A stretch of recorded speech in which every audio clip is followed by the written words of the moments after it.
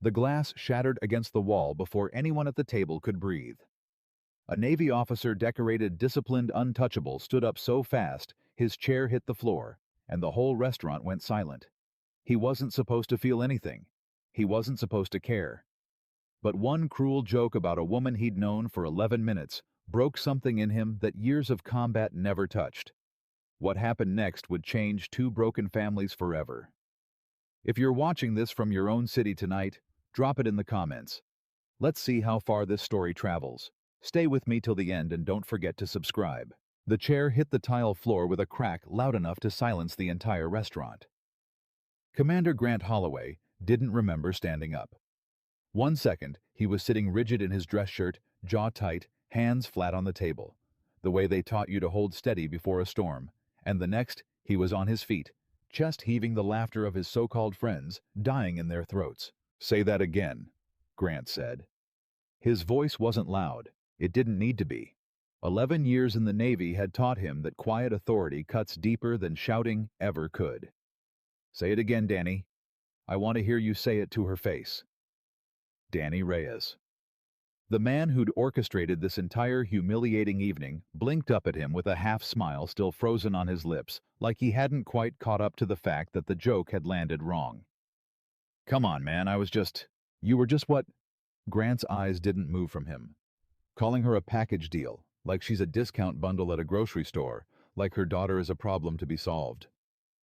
The table went dead silent. Across from Grant, Maya Carter sat, frozen, her fork halfway to her plate, her face flushed with the particular shame of a woman who had spent years bracing for exactly this moment, the moment a man's friends reminded her loudly and publicly that she came with baggage, that she was a single mother, that somehow in their eyes raising a 6-year-old alone made her less than whole. She had felt it the second she walked into the restaurant. The tension, the wrongness. 6 pairs of eyes on her like she was a specimen being evaluated, not a person being introduced. She'd almost turned around and left before she even sat down. Almost. Grant didn't sit back down. He stood there, one hand resting on the back of his overturned chair, looking at the 5 men and 2 women who had called themselves his closest friends for over a decade. "I came here because you told me this was a real date," he said slowly. "Not an audience, not a show. You told me there was a woman who understood what it was like to raise a kid alone, to lose someone, to start over." His voice cracked slightly, just slightly, on the word lose. "And instead, you turned her into a punchline before she even finished her appetizer." Danny raised both hands, trying to laugh it off. "Grant, it's just a joke. We're just messing. I don't find it funny." Grant's gaze swept the table, lingering on each face, like he was inspecting recruits who'd failed a drill. "None of you know what it's like. None of you have sat in a hospital hallway at 2 in the morning because your daughter spiked a fever, and you had no one to call. None of you have had to explain to a 4-year-old why her mother isn't coming home. So don't sit here and make jokes about people who are surviving something you can't even imagine." The restaurant had gone unnervingly quiet, other diners pretending not to listen while clearly listening to every word. Maya's eyes were wet now, though she fought it, blinking hard, refusing to let it spill in front of strangers. She had heard men defend her before, usually half-heartedly, usually performatively, usually because they wanted something from her later. This was different. Grant wasn't performing. His hands were shaking slightly at his sides, the way a man's hands shake when he's holding back something much larger than anger. "I'm sorry," Grant said, turning to her. Now his voice dropping into something gentler, almost unrecognizable from the command tone he'd used seconds earlier. "I didn't know this is what tonight was going to be. If I had, you wouldn't have come," Maya asked quietly. It wasn't accusatory. It was just honest. Tired, honest. The kind of honest that comes from years of disappointment building into a permanent low-grade exhaustion.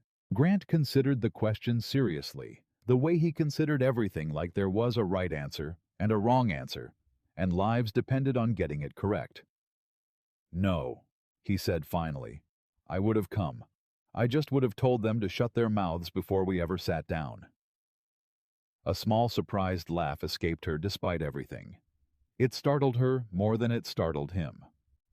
To understand how they'd ended up here at a table littered with humiliation and broken laughter, two strangers who had never asked to be put on display, you had to go back 3 days to a cramped apartment outside Norfolk, Virginia, where Grant Holloway was failing spectacularly at convincing himself he didn't need anyone.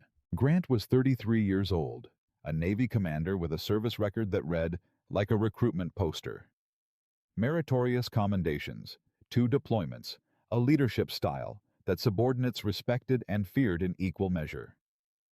But none of that mattered at 6 in the morning when his daughter Lily, age 7, was crying in the kitchen because her hair tie had broken and she didn't know how to do the braid her mother used to do. Grant didn't know how to do the braid either. He'd tried. He'd watched 17 YouTube tutorials at 2 in the morning more nights than he wanted to admit.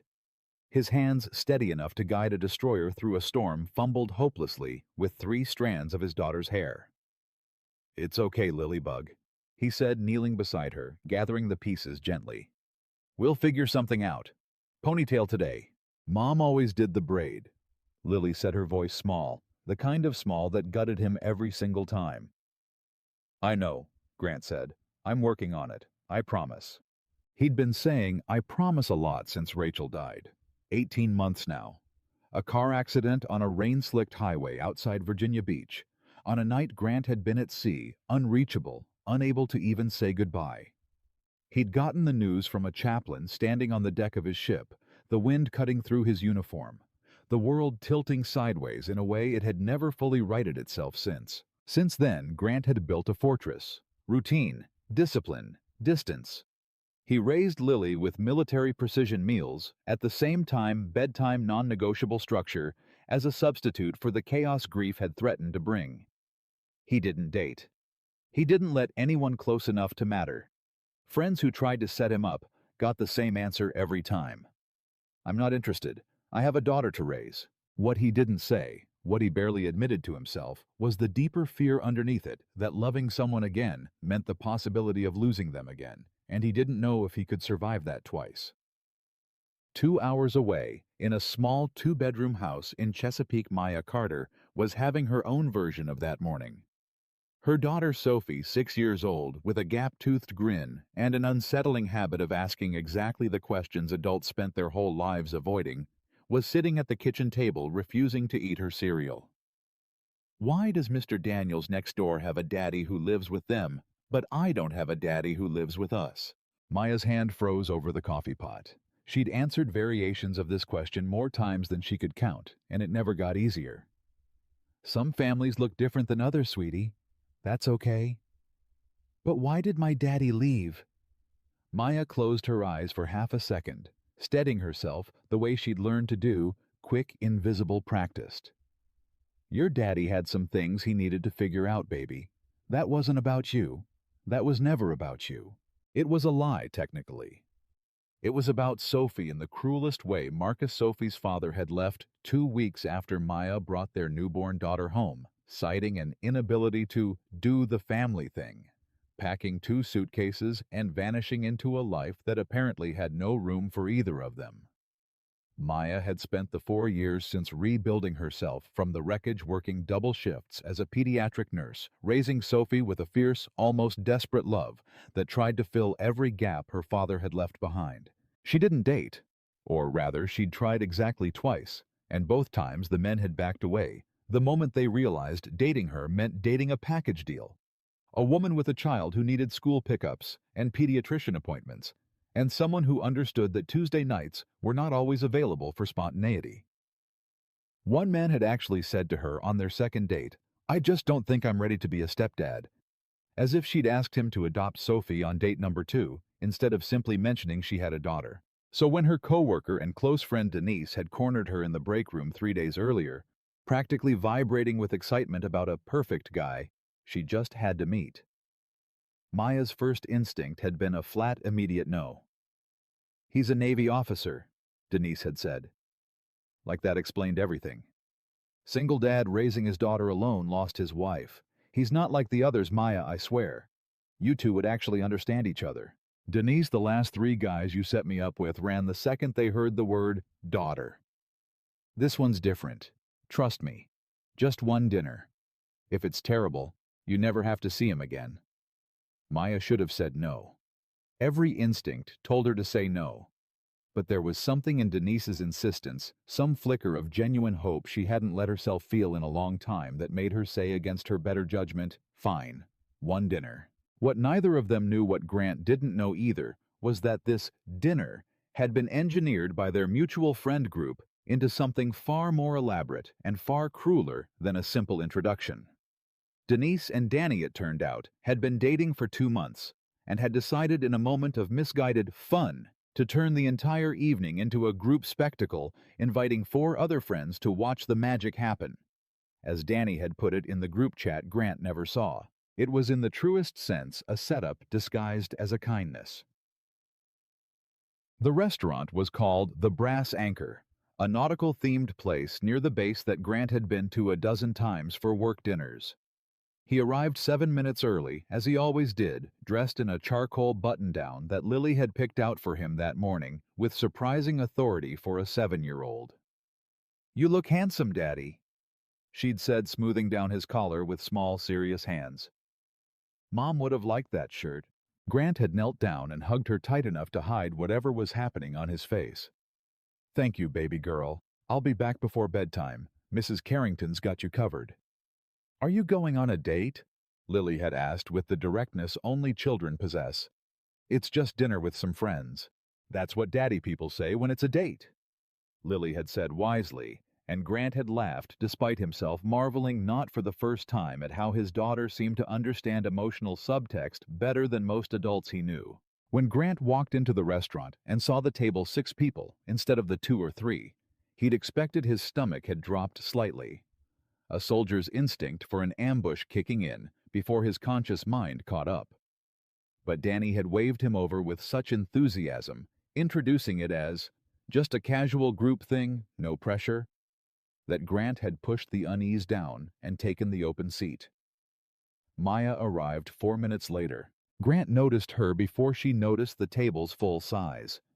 She walked in wearing a simple navy dress, her dark hair pulled back, an expression on her face that suggested she was bracing herself for something.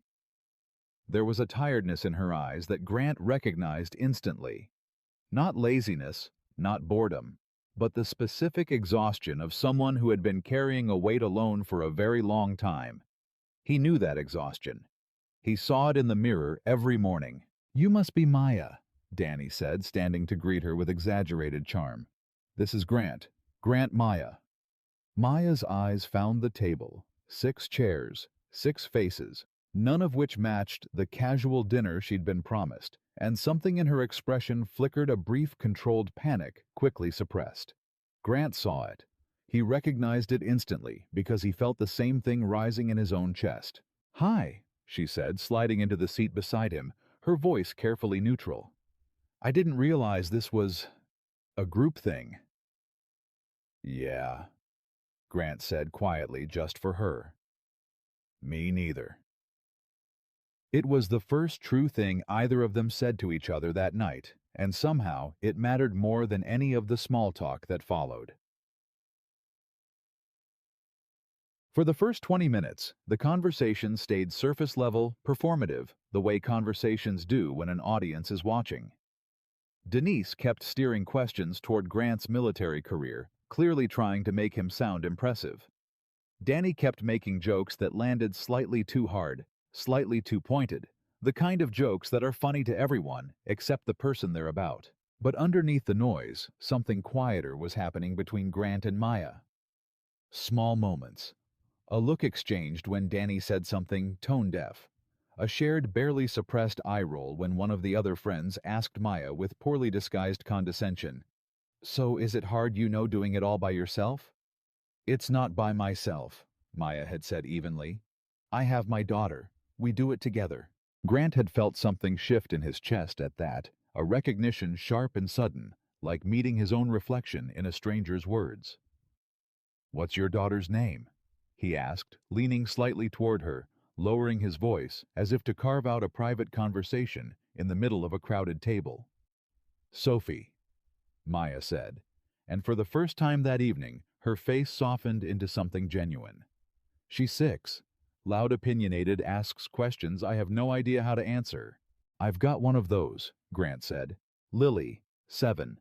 She asked me this morning why I can't braid her hair like her mom used to." Something passed between them. Not pity, not sympathy exactly, but recognition. The specific, wordless understanding shared by people who have lost something essential and are rebuilding from the wreckage piece by piece without a manual. "What happened?" Maya asked gently. "If you don't mind me asking." "Car accident, 18 months ago." Grant's jaw tightened, the old armor sliding back into place out of habit. "I was deployed. I wasn't there." "I'm sorry," Maya said, and it didn't sound rehearsed the way condolences so often do. It sounded like she actually meant it. "What about you?" Grant asked. "Sophie's dad." Maya's expression flickered, old pain surfacing briefly before she pushed it back down. "He left. 2 weeks after she was born. Decided fatherhood wasn't for him." She said it flatly, the way you describe an old injury that's healed crooked but no longer hurts the way it used to. "It's fine. We're fine." "You don't have to say it's fine," Grant said quietly. "Not to me." Maya looked at him, then really looked at him, and something in her guarded expression cracked slightly. "Most people want me to say it's fine. It makes them more comfortable."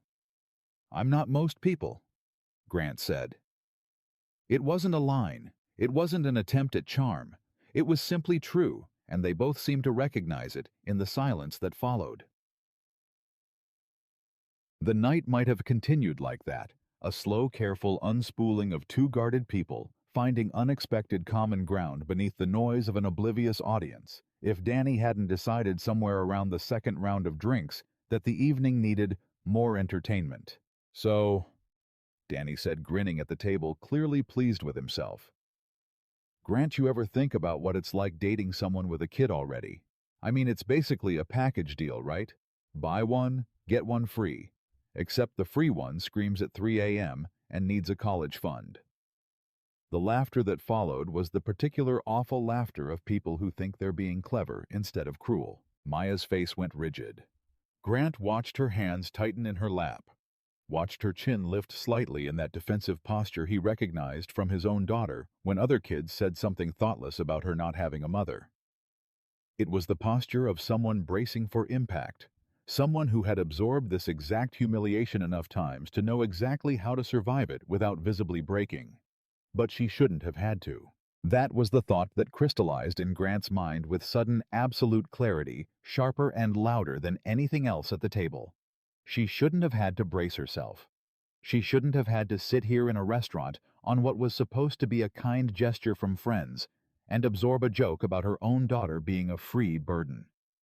Something in Grant, something disciplined, controlled, military-trained, finally snapped. He didn't yell. He didn't make a scene in the way people expect a scene to look. He simply stood the chair, scraping back hard enough to fall, and the table went silent, in the particular way rooms go silent when someone who is normally calm suddenly isn't. "Say that again," he said. And this brings us back to where we began. Grant standing over the wreckage of his friend's cruelty, voice, low and lethal, defending a woman he'd known for less than an hour, with a ferocity that surprised even himself. After Grant's confrontation, the table dissolved into awkward apologies and avoided eye contact. Danny mumbled something resembling regret. Denise looked mortified, clearly realizing too late what her fun idea had actually cost. The other friends found sudden, urgent interest in their phones. Grant didn't sit back down. He looked at Maya. "Can I walk you out?" Maya hesitated only a moment before nodding, gathering her purse with hands that weren't quite steady. They left together, the restaurant door swinging shut behind them, cutting off the murmur of the table they'd left behind. Outside, the evening air was cool, carrying the faint salt smell that always hung near the base. Maya wrapped her arms around herself, not quite from cold. "You didn't have to do that," she said. "Yes, I did," Grant said simply. "Most people just let it slide. It's easier." I'm not interested in easier. Grant ran a hand through his hair, some of the rigid command posture finally cracking, revealing the tired, uncertain man underneath the uniform discipline. I'm sorry. About tonight. About all of it. I didn't know what they were planning. I believe you, Maya said, and she did. There was something about the way he'd stood up not for show, not for points, but because something in him genuinely couldn't tolerate watching her be diminished, that told her this wasn't performance. They stood in silence for a moment, the kind of silence that should have felt awkward, but instead felt oddly comfortable, two exhausted people finding unexpected rest in each other's company. For what it's worth, Grant said finally, I don't think you're a package deal. I think Sophie's lucky to have a mother who fights that hard for her even when nobody's looking. Maya's eyes filled, and this time she didn't fight it. Nobody's ever said that to me before. Not like that. Well, Grant said, a small, rare smile breaking through his tired expression. Maybe it's time someone did?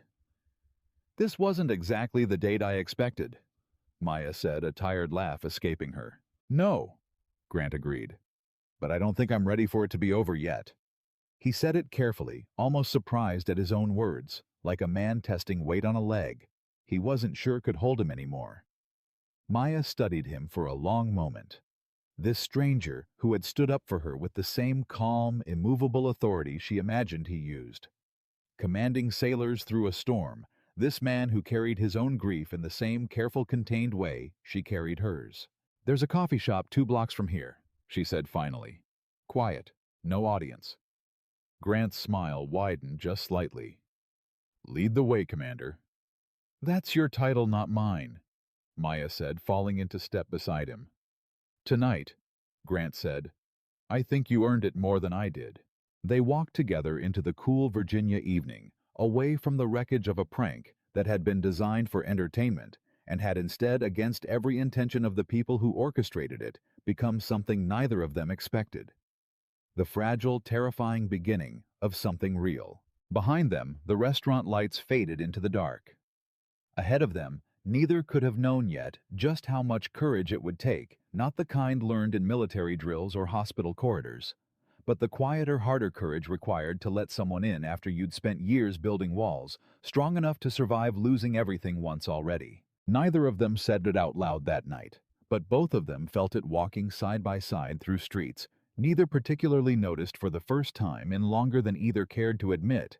The ache of loneliness had quieted, if only slightly, if only for now. It was not love. Not yet. It was something smaller and more fragile than that recognition. The particular relief of being seen fully by someone who understood exactly what it cost to keep going when everyone else had stopped watching. And as they reached the door of the small coffee shop, its windows glowing warm against the darkening evening, neither Grant Holloway nor Maya Carter could have predicted how far this unlikely beginning would carry them through quiet confessions, through a 6-year-old's unbearably honest question, through the long, uncertain work of learning to trust again after loss, had taught them both that staying was never guaranteed. But for tonight, it was enough simply to walk forward together into whatever came next. The coffee shop was nearly empty by the time they stepped inside, just an older couple finishing a slice of pie near the window, and a barista wiping down the espresso machine with the unhurried rhythm of someone counting down the minutes until closing. Maya chose a table in the back corner, away from the door, away from anyone who might recognize either of them, and Grant understood the instinct, without needing it explained.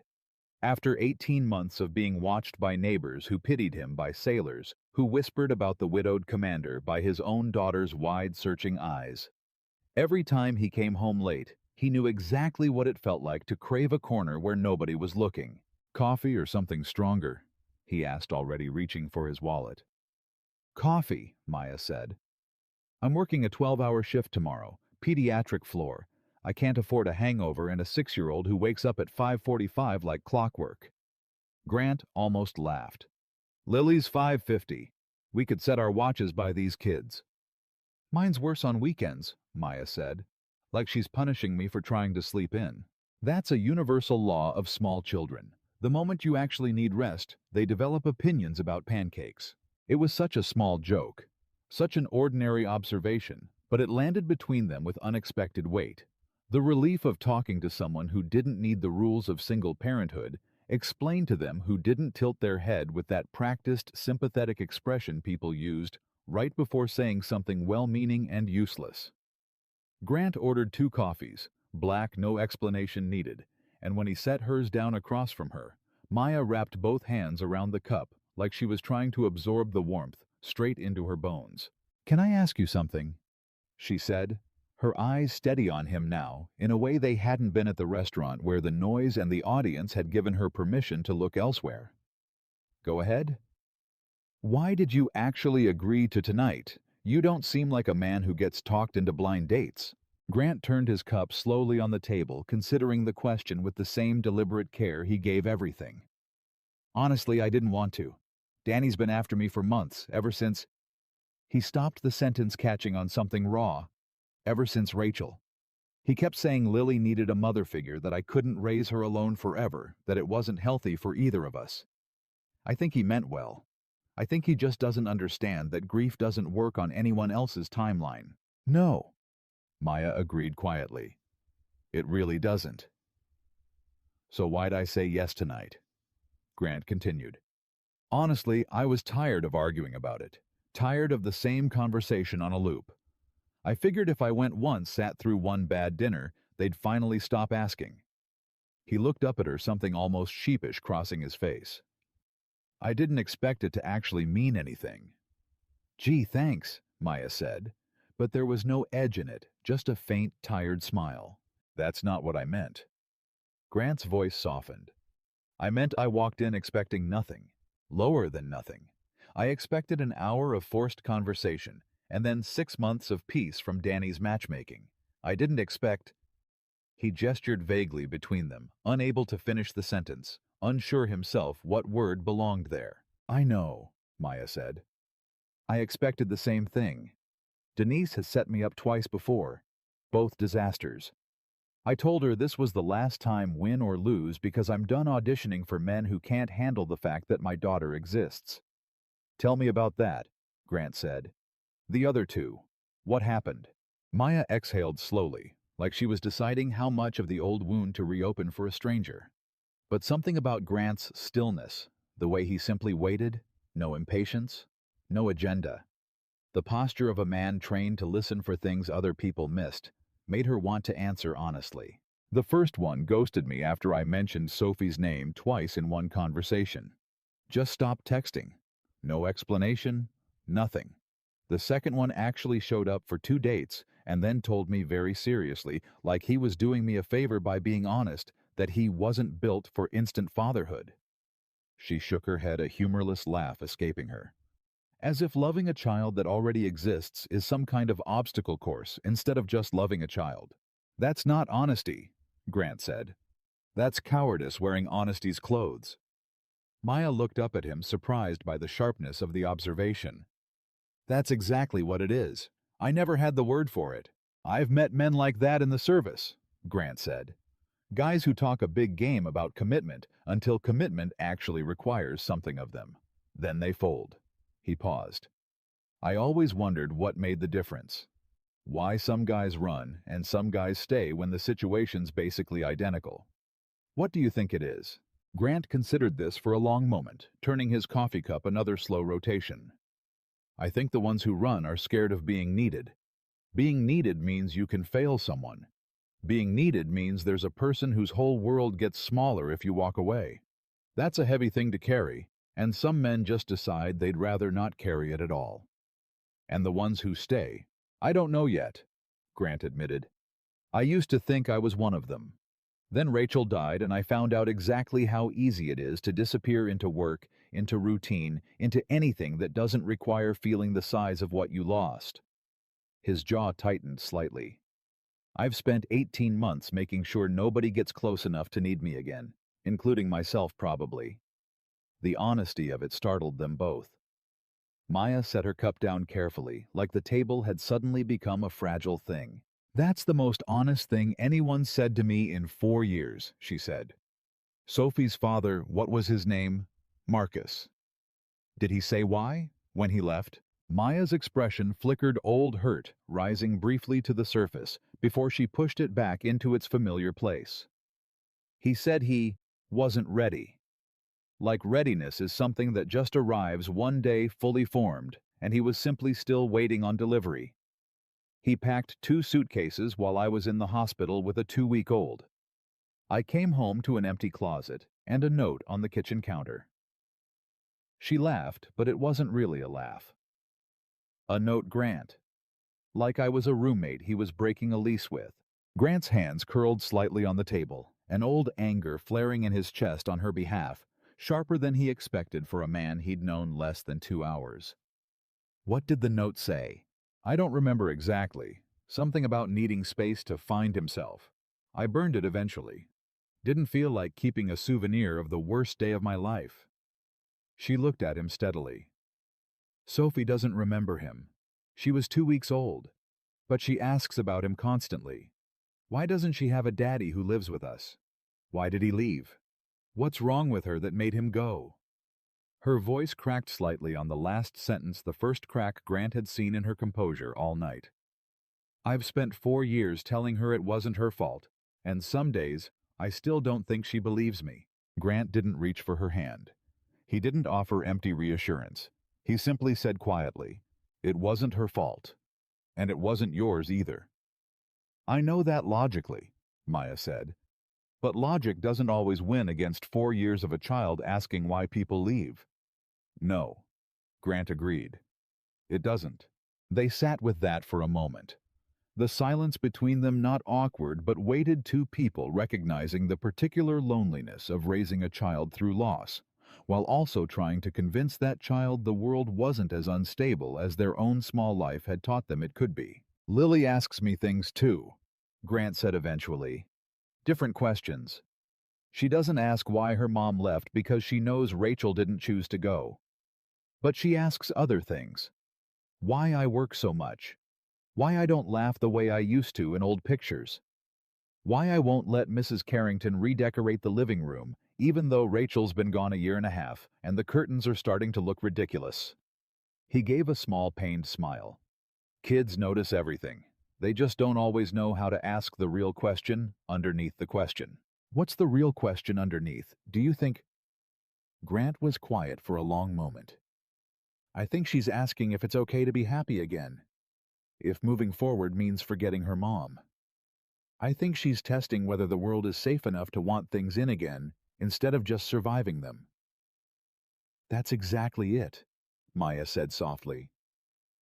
That's exactly what Sophie's doing too, just from a different direction. She's testing whether it's safe to hope someone will stay. And what do you tell her? The truth, mostly.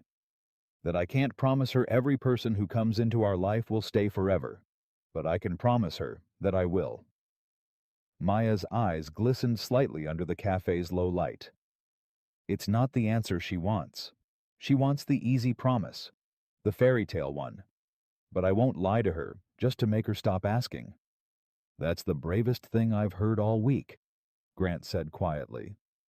And I command a warship. Maya laughed for real this time, a genuine surprised sound that seemed to catch even her off guard.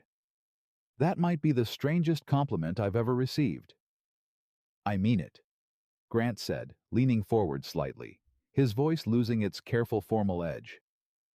Lying to a kid to make them feel better in the moment, that's easy. Anyone can do that. Telling them the harder truth and then standing there to prove it day after day, that's the actual work. That's the thing that takes courage. You sound like you've thought about this a lot. I think about it every day, Grant admitted. Every single day, I wonder if I'm doing right by Lily. If keeping her at a distance from new people, new possibilities is protecting her, or just teaching her that the world is something to survive instead of something to live in. He rubbed a hand over his face, exhaustion suddenly visible beneath the disciplined posture he'd carried all evening. I don't have an answer. I just have a kid who needs one, and a clock that keeps running whether I figure it out or not.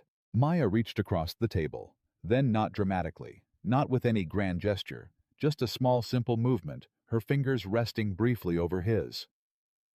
You're doing better than you think. You don't know that, Grant said, though he didn't pull away. I know enough, Maya said. I watched you stand up in that restaurant tonight for a woman you'd known for 40 minutes. A man who teaches his daughter to hide from the world doesn't do that. He stays quiet. He avoids conflict. He keeps his head down and gets through the dinner. She squeezed his hand briefly before withdrawing at a careful, deliberate retreat, as if she too was testing how much closeness either of them could safely handle in one night. Whatever you're teaching Lily, some of it's clearly still about courage. Don't sell yourself short. Grant looked at her for a long moment, something shifting behind his eyes. Not quite hope, not yet, but something adjacent to it. Something that had been dormant long enough that its reawakening felt almost physically uncomfortable, like blood returning to a limb that had fallen asleep. "Can I tell you something I haven't told anyone?" he asked. "Of course. The night Rachel died, I was 300 miles offshore. I got the message relayed through the chaplain, and I remember standing on the deck, and the first thing I thought, the very first thing before grief, before shock, before anything else was, I have to call someone to watch Lily. Not my wife is gone. Not I'll never see her again. Just logistics, childcare. Like some broken part of my brain skipped straight past the loss and went directly into survival mode." He shook his head slowly. "I've never told anyone that. I think I was ashamed of it. Like it meant I didn't love her enough to grieve properly." "It doesn't mean that," Maya said firmly. "It means your brain protected you long enough to function. Grief comes in its own order, Grant. There's no wrong way to survive the worst night of your life." That's what the Navy counselor said too, almost word for word. "Good counselor," Maya said. "Sounds like you should listen to her." "Him," Grant corrected, a small smile breaking through. "And yeah, I should. I'm better at giving orders than following advice, apparently." "Occupational hazard," Maya said. They talked for nearly 2 more hours after that. Not about logistics or careers, or the surface things people usually use to fill silence on a first encounter, but about the real architecture of their lives. Maya told him about her job on the pediatric floor, about the particular ache of treating other people's children, while her own daughter was at home with a babysitter, about the guilt that lived permanently in her chest, no matter how necessary the work was. Grant told her about deployments, about coming home to a daughter who'd grown 2 inches, and learned to read in his absence, about the strange, hollow feeling of missing milestones for a paycheck and a sense of duty that used to feel like enough, and now sometimes didn't. "Do you regret it?" Maya asked at one point.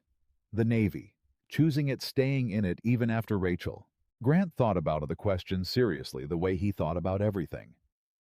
"Some days. The deployments are harder now. Leaving Lily gets harder every year, not easier the way everyone promised it would. But it's also the only structure I have left that makes sense. The Navy doesn't ask me to figure out my feelings. It just asks me to show up and do the job. There's a comfort in that, even when it costs me. I understand that more than you'd think," Maya said. "Nursing's the same way for me. 12-hour shifts don't leave room for falling apart. You just keep moving, keep doing the next task, and somehow the motion holds you together when nothing else will." "Structure as survival," Grant said. "Exactly. Maybe that's why tonight felt different," Grant said, almost to himself. "No structure, no script, just talking. I don't think I've done that in longer than I can remember." "Me neither," Maya admitted. The barista approached apologetically around 11, explaining they were closing in 15 minutes, and both of them seemed surprised to realize how much time had passed. How the corner table and the low light and the quiet hum of the espresso machine had carved out a space entirely separate from the noise and humiliation of the restaurant they'd left behind. Outside, the night had cooled further, the salt air sharper now, carrying the distant sound of the harbor. They stood near Maya's car, neither quite ready to end the conversation, both visibly reluctant, in the particular way people are when an evening has exceeded every expectation they walked in with. "I have an early shift," Maya said, though she made no move toward her car door. "I should get back to Lily," Grant said, equally rooted in place. This was... Maya searched for the word. "Not what I expected." "No," Grant agreed. "Definitely not." For the record, Maya said, I'm still annoyed about the setup, about being paraded in front of your friends like some kind of experiment. You should be annoyed. I'm furious about it, and it wasn't even directed at me. Grant's jaw tightened briefly at the memory. Danny's going to hear about this for a long time. But, Maya continued, a small smile pulling at her mouth, I'm not annoyed enough to regret coming. Good, Grant said, because I'd very much like to see you again. Not at a restaurant with an audience, just this, coffee, conversation, whatever this was tonight. Maya studied him for a long moment, weighing the offer against 4 years of disappointment, against 2 failed attempts at exactly this kind of hope, against the particular fear of a woman who had learned the hard way that promises were cheap and follow-through was rare. I have conditions, she said finally. I'd expect nothing less from a pediatric nurse. No grand gestures, no rushing. If we do this, we do it slow because I have a daughter who's already lost one father figure, and I am not introducing her to anyone who isn't absolutely certain about staying. Agreed, Grant said without hesitation. Same conditions, actually. Lily's been through enough. I'm not bringing anyone into her life who isn't in this for real. Then I think we understand each other, Maya said. I think we do. She got into her car, then rolling the window down before pulling away. Good night, Commander. Good night, Maya. He paused, then added almost shyly, an expression that looked strange on a man built for command decks and combat readiness. Thank you. For tonight. For not running when things got ugly. Same to you, Maya said. Most people would have just let the joke slide. I told you, I'm not most people. I'm starting to believe that, Maya said. And then she was gone. Taillights disappearing down the quiet street, leaving Grant standing alone in the parking lot with a feeling he hadn't experienced in so long. He almost didn't recognize it. Something lighter than grief. Something that felt terrifyingly like the beginning of hope.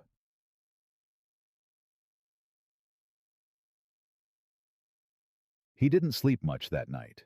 He lay awake in the dark, staring at the ceiling of the bedroom he still hadn't fully redecorated. Since Rachel died, running the evening back through his mind in pieces. Maya's hand briefly over his, the steady way she'd talked about her daughter's pain without flinching from it. The particular courage in her voice when she said, I won't lie to her just to make her stop asking.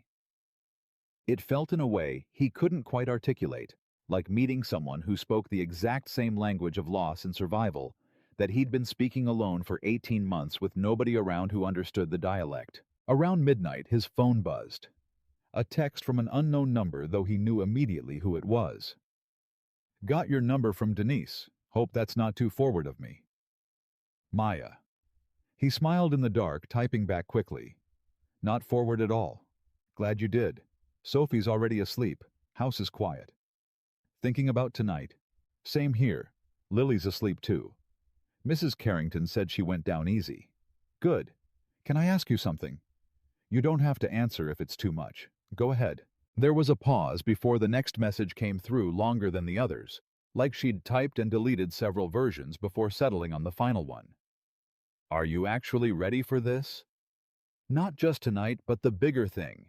Because I've been burned by men who said all the right things in the moment and disappeared the second it got hard. I need to know if you're one of those men before this goes any further. Grant stared at the message for a long time before answering. Aware of the weight the question carried. Aware that his answer mattered in a way few things had mattered to him since the chaplain's voice had cut through the wind on that ship deck 18 months ago. I don't know if I'm ready, he typed finally. I haven't let myself be ready for anything in a long time. But I know I don't want to walk away from tonight pretending it didn't matter. That has to count for something. It does, Maya wrote back. It counts for a lot, actually. Can I take you to dinner this weekend? Just us. No audience. I'll even let you pick the restaurant, so Danny can't sabotage it. A small laugh emoji came through the first lighthearted thing in the exchange. Deal. But I'm choosing somewhere with bad lighting and worse music, so there's zero chance of romance overpowering my common sense. Sounds perfect, Grant typed. I look forward to being thoroughly unromantic with you. Good night, Grant. Good night, Maya. He set the phone down on the nightstand, staring at the ceiling again, but this time the silence of the house didn't feel quite as heavy as it usually did. For the first time in 18 months, the quiet didn't feel like absence. It felt strangely like the beginning of something filling the space Rachel had left behind, not replacing her, never that, but existing alongside the grief in a way Grant hadn't believed was possible until tonight. Down the hall, Lily slept peacefully, unaware that her father's careful, controlled world had shifted slightly on its axis that evening. Unaware that a woman named Maya Carter and a 6-year-old girl named Sophie were about to become a quiet, persistent presence in both their lives. Slowly, carefully, with the deliberate caution of two people who understood exactly what was at stake when you let someone back into a heart that had already survived breaking once. In Chesapeake, Maya lay in her own bed, phone resting on her chest, replaying the evening with a kind of cautious wonder she hadn't allowed herself to feel in years. She thought of Sophie, asleep in the next room, of the question her daughter asked almost weekly, "Why did my daddy leave?" and felt for the first time a small flicker of something that wasn't quite hope, but was adjacent to it, close enough to touch. She thought about Grant's hands, shaking slightly, as he confronted his friends at the table. She thought about the quiet, deliberate way he'd said, "I'm not most people," not as a boast, but as a simple statement of fact, the kind of statement that came from a man who had spent his whole life proving things through actions rather than words. She didn't know yet whether this would last. She didn't know if Grant Holloway was the kind of man who stayed when things got difficult, when grief resurfaced unexpectedly, when a 6-year-old girl looked up at him one day with eyes too old for her face and asked the question Maya knew was coming. Eventually, the question every man before him had failed to answer with anything other than silence and an exit. But for tonight, lying in the dark, with her phone still warm from his last message, Maya allowed herself something she hadn't allowed in 4 long years. She allowed herself to hope just slightly that maybe, just maybe, this one might actually stay. The weekend arrived slower than either of them wanted, and faster than either of them was fully prepared for. Grant spent Saturday morning in a kind of low-grade panic he hadn't felt since his first command briefing, standing in front of his closet, trying to decide between 2 nearly identical button-down shirts, while Lily sat cross-legged on his bed, supervising with the seriousness of a fashion consultant. "The blue one," she said decisively. "You wore the gray one to the date that made you grumpy. The blue one's better luck." "It wasn't a date exactly," Grant said, though the correction felt thin even to him. "Daddy." Lily fixed him with a look that was unsettlingly direct for a 7-year-old. "You've smiled more today than you have in a month. That's a date." Grant laughed despite himself, pulling the blue shirt off its hanger. "Fine. It's a date. Don't tell Mrs. Carrington, she'll make it a bigger deal than it needs to be." "Is it the lady from the picture? The one Aunt Denise showed me?" Grant's hands stilled on the buttons. "Denise showed you a picture. She said Maya's daughter is my age almost. She said maybe we could be friends." Lily's voice carried a careful neutrality that Grant recognized instantly, the same defensive flatness he heard in his own voice when he talked about things that scared him. "Is she gonna replace Mom?" The question landed like a blow, exactly the kind of blow Grant had been bracing for since the moment Maya's name first entered his daughter's orbit. He sat down on the edge of the bed, taking Lily's small hands in his.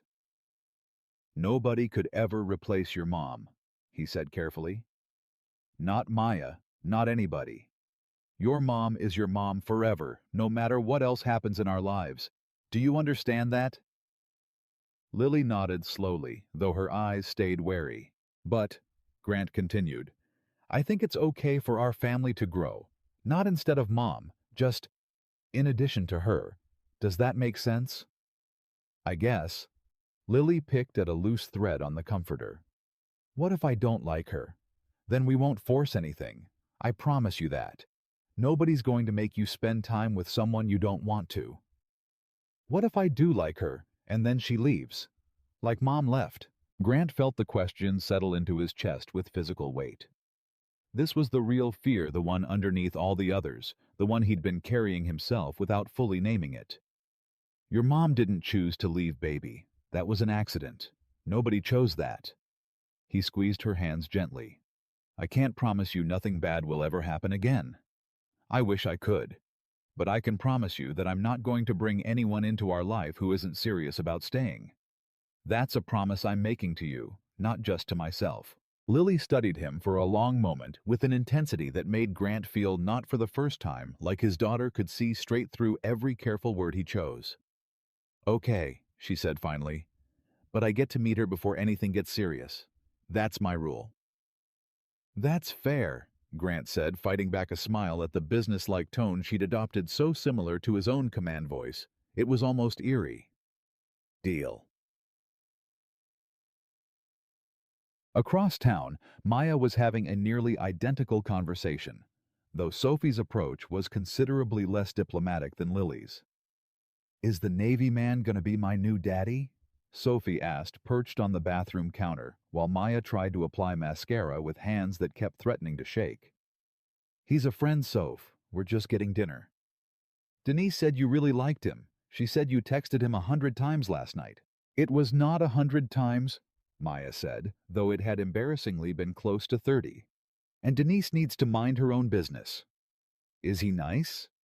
Maya set the mascara down and looked at her daughter properly, taking in the careful, guarded hope in Sophie's small face. Hope she'd learned to bury quickly whenever it surfaced, a survival skill no 6-year-old should have needed to develop. He's nice, Maya said honestly. He has a daughter your age. Her name's Lily. Does she have a mommy? Her mommy died, baby, in an accident. Sophie absorbed this with the particular gravity children bring to information about loss, processing it through whatever internal framework they'd built from their own experience. So she doesn't have a mommy, and I don't have a daddy. That's right. That's sad, Sophie said simply. And then, after a pause that contained more wisdom than Maya expected from a kindergartner, maybe we could be sad together. That's better than being sad alone. Maya had to turn away briefly, blinking hard against sudden tears, overwhelmed by the simple, devastating clarity of her daughter's logic. Maybe, she managed. We'll see. Can I meet her, Lily? Eventually, baby. Let me and her dad figure some things out first. Why? If you like him and I might like her, why do we have to wait? Maya knelt down to Sophie's eye level, taking her small hands the same way Grant had taken Lily's hands across town, though neither of them knew it in that moment. Because grown-up relationships take time to build, right, sweetie? I don't want to rush this and get it wrong. I don't want you to get attached to someone and then have them disappear like... She stopped herself before finishing the sentence, but Sophie finished it for her anyway. Like Daddy did. Yeah, Maya admitted softly. Like that. I won't do that to you again. I promise. Sophie nodded, accepting this with the strange premature maturity that abandonment teaches children too young to need it. Okay, I'll wait. But I want to meet her soon. I don't have any friends whose mommy is gone too. I think we'd understand each other. Maya pulled her daughter into a tight hug, unable to speak for a moment, humbled by the wisdom and openness of a child who had every reason to be guarded and somehow impossibly still chose hope. The restaurant Maya picked was true to her promise, gloriously unromantic, a diner near the hospital with fluorescent lighting, vinyl booths, and a jukebox playing classic rock at a volume just loud enough to require leaning in to hear each other. Grant laughed out loud when he walked in and saw her already seated in a corner booth. This is perfect, he said, sliding into the seat across from her. Worst lighting I've seen since the engine room of my last ship. I told you I'd deliver, Maya said, grinning. No romance possible under fluorescent bulbs and Bon Jovi. Challenge accepted, I guess. They ordered burgers and milkshakes like teenagers, and the conversation flowed easier than it had even at the coffee shop, the formality of their first encounter giving way to something looser, more natural. Grant told her about a near disaster during a training exercise that had nearly resulted in him being thrown overboard during a storm drill, embellishing it just enough to make her laugh until she had to wipe her eyes with a napkin. Maya told him about a particularly memorable shift on the pediatric floor, involving a toddler, a tube of diaper cream, and what she diplomatically called an unfortunate misunderstanding about its intended use. And Grant nearly choked on his milkshake laughing. But beneath the lightness, both of them were circling the same unspoken subject, testing the edges of it, the way you test ice before committing your full weight. "Lily asked me today if you were going to replace her mom," Grant said eventually, his voice dropping the playful register it had carried through most of the meal. Maya's expression sobered immediately. "What did you tell her?" "That nobody could ever replace Rachel, that our family could grow without erasing what we had before." He turned his milkshake glass slowly between his hands. "She asked what happens if she likes you, and then you leave." Maya's breath caught slightly. Sophie asked something almost identical, word for word practically. She shook her head, an unsettled wonder crossing her face. "These kids, they cut straight to it, don't they? No adult subtext, no avoidance, just the actual question." "It's terrifying," Grant admitted.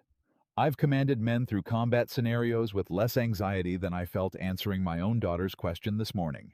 "What did you tell her, the leaving part?" "That I wouldn't bring anyone into our lives who wasn't serious about staying.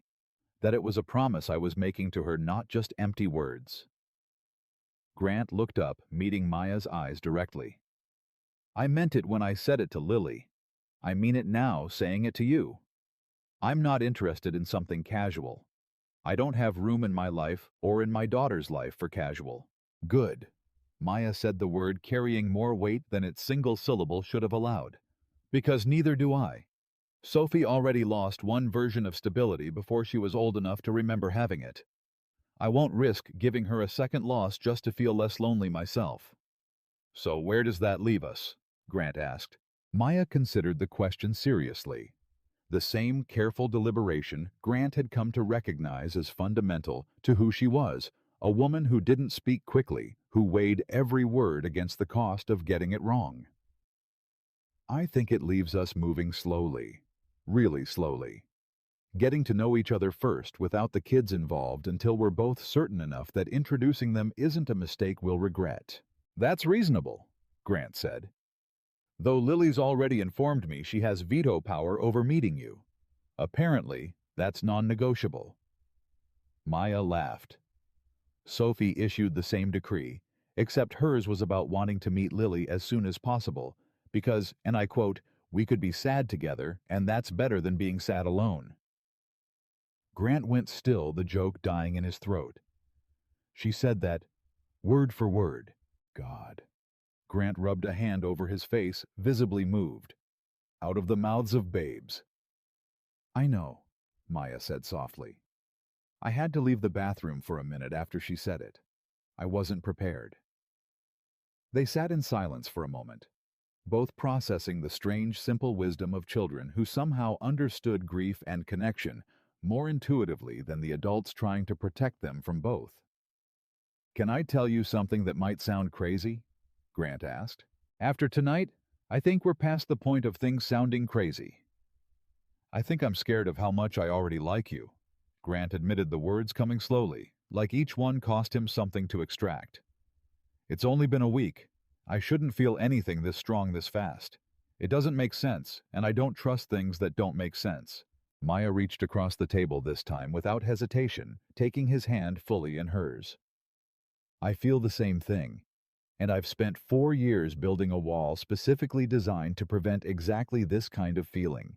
So believe me, I understand the fear. What if it's just, I don't know? What if it's just grief looking for somewhere to land? What if I'm not actually ready, and I'm mistaking relief for something real?"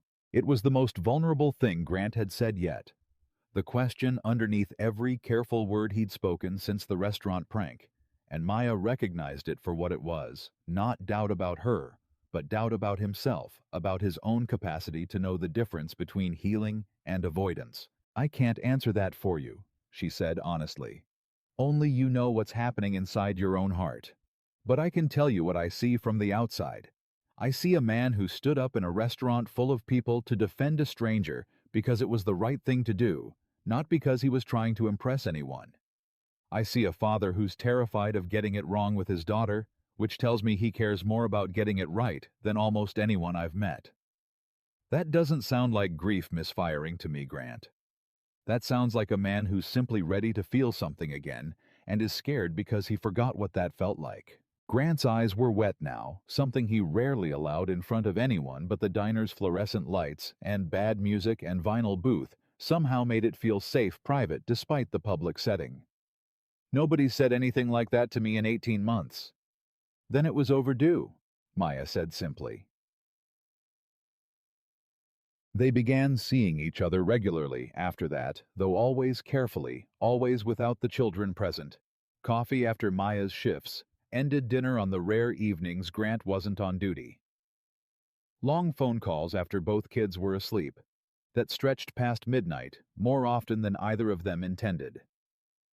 Each conversation peeled back another layer, another piece of the careful armor both of them had built over years of loss and disappointment. Grant learned that Maya had wanted to be a doctor once before Sophie's birth, and Marcus's abandonment had forced her into a faster nursing track that let her start earning sooner, that she still sometimes dreamed about finishing the degree she'd abandoned, though the dream felt increasingly distant under the weight of single-parent logistics. Maya learned that Grant had almost left the Navy after Rachel died, that only the structure and purpose of the service had kept him functioning through the worst months, that he sometimes wondered if staying in uniform was healing or just another sophisticated form of avoidance. They argued occasionally about small things. Grant's tendency to overplan every interaction, scheduling even spontaneous moments with military precision. Maya's habit of deflecting serious conversations with humor when things got too emotionally close. But even the arguments felt different from anything either of them had experienced before.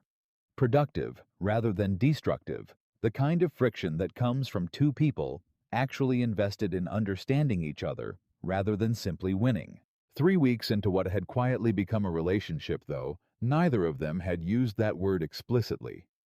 Yet Grant called Maya on a Tuesday evening, his voice carrying a tension she hadn't heard from him before.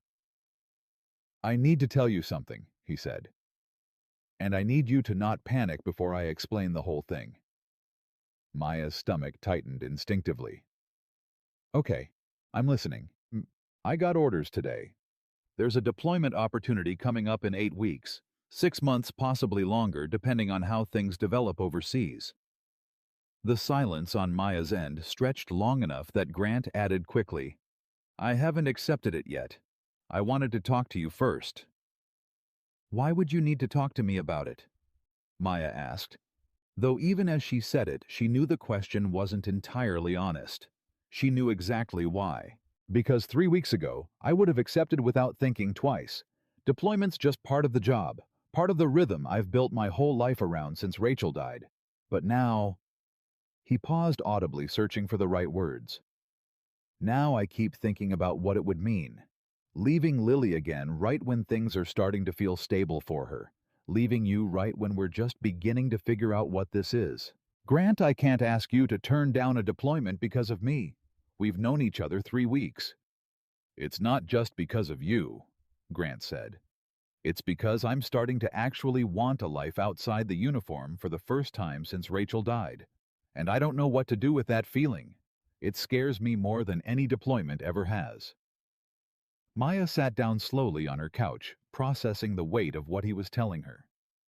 "What happens if you turn it down professionally, I mean? It might affect promotion timing. It's not career-ending, but it's not nothing either. The Navy doesn't love officers who decline opportunities, even with legitimate family reasons. And if you accept it, 6 months minimum, possibly closer to 9 if things extend the way they sometimes do. Lily would stay with Mrs. Carrington, the same arrangement as my last deployment. It would work logistically. It's just..." His voice caught slightly. "I don't want to disappear right when things are getting good.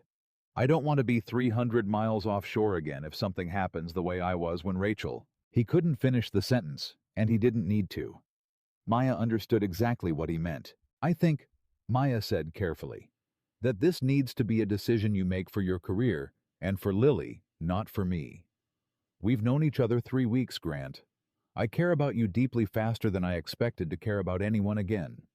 But I won't be the reason you sabotage your career, and I definitely won't be the reason you teach Lily that big decisions get made around uncertain brand new relationships instead of stable considered judgment. That's exactly the kind of answer I needed to hear. Grant said something like relief audible in his voice, and also exactly the kind of answer that makes me want this to work even more. Don't decide tonight, Maya said. Sleep on it. Talk to Lily. See how she feels about another deployment right now. Talk to your commanding officer about timeline flexibility. There might be options we haven't considered yet. You're very practical for someone I'm falling for, Grant said, and then seemed to catch himself, the words slipping out before he'd fully decided to say them. Maya went quiet for a moment, her heart suddenly loud in her own ears. Did you just say you're falling for me? I did. Grant said, his voice steadier now, like having said it once made the second confirmation easier. I am. I have been for a while now, honestly, probably since the parking lot outside the coffee shop, though I've been too scared to say it out loud. I'm falling for you too, Maya said softly. Which is terrifying considering how this conversation started. Maybe that's exactly why it matters, Grant said. Because if this were casual, the deployment wouldn't even be a question. The fact that it is, that tells me something. It tells me something too, Maya agreed. Grant spent the following days in a state of careful deliberation, the kind of methodical decision-making process he applied to every major choice in his life, weighing variables, consulting his commanding officer, having long, honest conversations with Lily about what deployment would mean for both of them. Would you be gone a long time? Lily asked one evening, sitting at the kitchen table doing homework while Grant prepared dinner. Maybe 6 months, maybe longer. That's a really long time.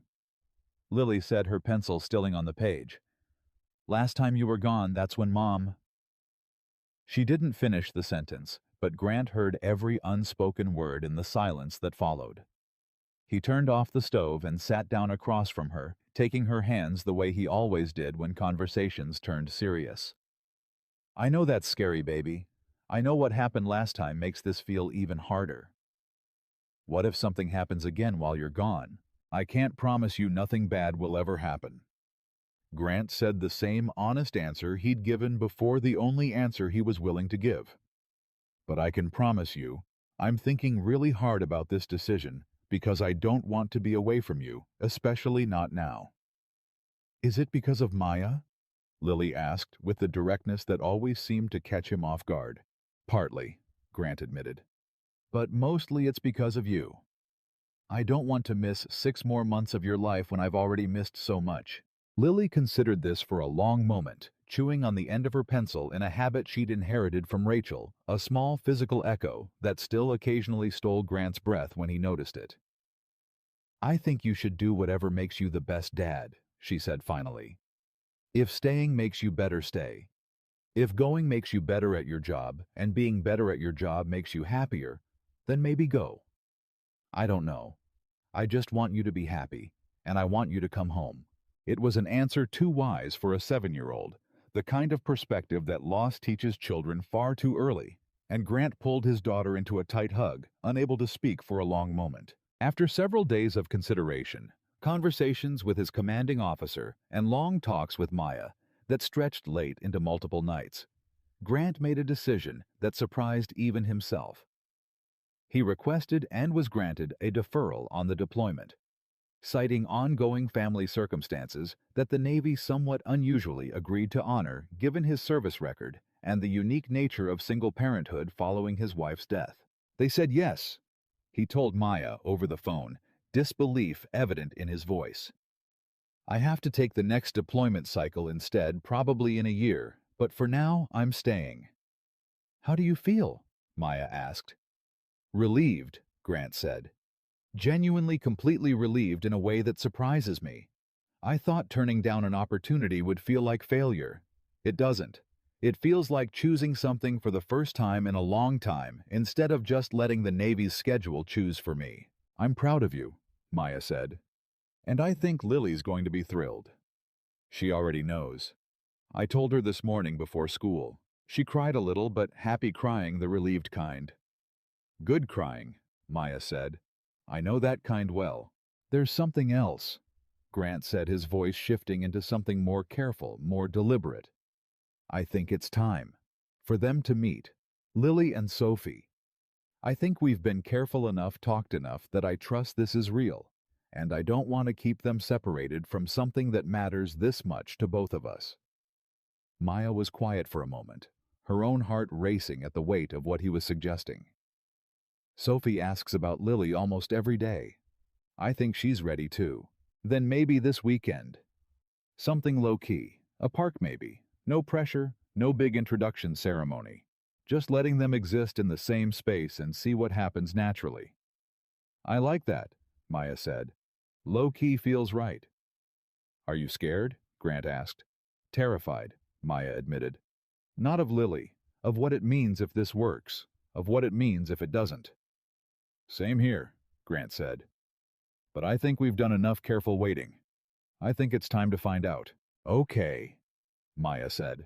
A mixture of fear and hope tangled together in her voice, the same complicated cocktail of emotion that had been building in both of them since the night a cruel joke at a restaurant table had accidentally introduced them to something neither of them had been looking for, and both of them, it turned out, had desperately needed. This weekend, then, Grant said. This weekend. Maya confirmed, and somewhere beneath the fear, a quiet, persistent hope continued building in both of them, the fragile, unstoppable momentum of two broken families, inching carefully and deliberately toward becoming something whole. Saturday morning arrived with a particular kind of nervous energy in both households, the kind that comes before something that matters too much to pretend otherwise. Grant stood in his kitchen, watching Lily methodically select and reject 3 different outfits before settling on a yellow sundress she insisted made her look friendly. While across town, Maya found herself doing something almost identical, helping Sophie choose between hair ribbons with the gravity of a diplomatic summit.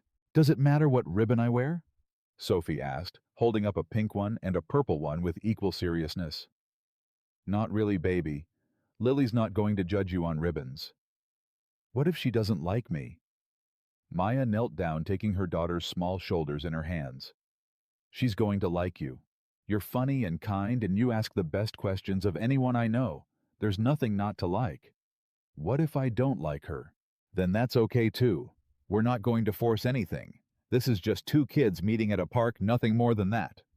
But it was more than that, and everyone involved knew it, even the children who had absorbed enough of the careful tension surrounding this meeting to understand its weight without being told explicitly what was at stake. The park Grant had chosen sat halfway between their 2 homes, a sprawling green space, with a playground on one end and a walking trail circling a small pond on the other, picked specifically for its neutrality, its lack of significance to either family's existing routines. Grant arrived first. Lily's hand gripped tightly in his own as they walked toward the bench he'd designated as their meeting spot, his stomach tighter than it had been before most combat exercises. You okay, Lilybug? I'm okay, Lily said, though her grip on his hand suggested otherwise. Are you nervous? A little, Grant admitted, deciding honesty served them both better than false calm. I want this to go well. I want you to like them. I'll try, Lily said solemnly, as if she were accepting an assignment rather than a social invitation. They spotted Maya and Sophie approaching from the parking lot a few minutes later, and Grant felt something in his chest tighten and release simultaneously at the sight of them. Maya, in a simple sundress, looking as nervous as he felt, despite her practiced composure. Sophie skipping slightly ahead with the fearless energy children bring to uncertain situations adults have taught them to dread. Hi, Maya said, a little breathless, as they closed the distance. Hi, Grant said. And for a moment the 2 of them just looked at each other. All the careful weeks of phone calls and coffee dates and late-night conversations distilled into this single-charged moment where their separate lives were finally irreversibly beginning to merge. Then Sophie broke the spell entirely, marching straight up to Lily with the directness only a 6-year-old could manage. Hi, I'm Sophie. Are you Lily? Yeah, Lily said, suddenly shy, in a way that surprised Grant, who had rarely seen his daughter at a loss for words. My mom says your mom died. Mine just left. Which one's worse, do you think? Grant's breath caught audibly, and beside him, Maya made a small, mortified sound, already opening her mouth to redirect the conversation towards something gentler. But Lily, after a moment of consideration, answered with the same blunt honesty Sophie had offered. I don't know. Mine's not coming back ever, but yours could come back someday, maybe. I think that might be worse, actually. Waiting for someone who might not show up. Sophie nodded slowly, processing this with visible seriousness. Yeah, that's what I think too sometimes. Like, what if he comes back and I don't even remember him? What if I don't care anymore? Would that be bad? Lily asked. Not caring. I don't know, Sophie said. Maybe it would just be easier. The two adults stood frozen a few feet away, neither quite sure whether to intervene in a conversation that was in its own strange 6-year-old logic, more honest and more healing than anything either of them had managed to offer their daughters in years of careful, protective half-truths. Do you want to go on the swings? Sophie asked suddenly, the heaviness of the previous exchange evaporating with the swift emotional pivot only children seem capable of. Okay, Lily said, and just like that the two girls were running toward the playground together. The careful distance between them collapsed entirely, leaving Grant and Maya standing alone, staring after them in stunned silence. Did that really just happen? Maya asked finally. I think our daughters just processed more trauma in 90 seconds than either of us has managed in years of therapy. Grant said, equal parts amazed and unsettled. Should we be worried about what they said? Grant watched the two girls climbing onto adjacent swings, already chattering animatedly about something unrelated to grief or abandonment. The heavy conversation apparently filed away and forgotten with the swift resilience children possess. I don't think so. I think they just needed to say it out loud to someone who actually understood. We've been so careful protecting them from those questions, maybe we forgot they needed somewhere safe to ask them. That's exactly it, Maya said softly, watching her daughter laugh at something Lily said. A genuine, easy laugh that Maya hadn't heard nearly often enough in the past 4 years. Look at them. They've known each other 90 seconds, and they're already laughing like old friends. Kids are better at this than we are, Grant observed. No performance, no careful management of feelings, just direct and honest and then straight back to swinging. They settled onto the bench Grant had originally chosen, close enough to supervise, but far enough to give the girls space, and watched as Lily and Sophie moved from the swings to the slide to an elaborate invented game involving imaginary dragons that apparently required both girls to coordinate complex rescue missions with great seriousness. This is surreal, Maya said after a while, watching them together. I spent so many nights worried this exact scenario would go badly, that Sophie would feel replaced or jealous, that introducing her to your family would somehow make things harder instead of easier. I had the same fear, Grant admitted. Lily's been so protective of her memories of Rachel. I worried meeting Sophie would feel like some kind of betrayal to her mom's memory. And instead they're planning a dragon rescue mission together, like they've known each other their whole lives. Maya laughed, leaning slightly into his shoulder, a small natural gesture that felt entirely different from anything calculated or performed. Maybe we were overthinking this. Probably, Grant agreed. We're good at overthinking. It's basically our shared love language at this point. Speaking of overthinking, Maya said, her tone shifting slightly. Can I ask you something serious? Always. Where do you actually see this going us, I mean? Not the kids, not the logistics, just us. I need to know if we're building towards something real, or if I'm setting myself up for another disappointment I'm not sure I can survive a third time. Grant turned to face her, fully taking her hand in his, with the same deliberate care he brought to every important decision. I see this going as far as you'll let it go, Maya. I'm not interested in casual. I told you that the first night, and I meant it more every day since. I see myself building a life with you. A real one. Not replacing what either of us lost, but building something new alongside it. That's a big statement for someone who turned down a deployment 3 weeks ago over a relationship that's barely a month old. I know, Grant said. I've thought about that a lot, actually. About whether it's too fast, too much too soon for two people who both have every reason to be cautious. But every time I try to talk myself into slowing down, I look at how Lily's been smiling more. How she's started asking about you with genuine excitement instead of anxiety. How something in our house feels less hollow than it did 2 months ago. And I think maybe this isn't moving too fast.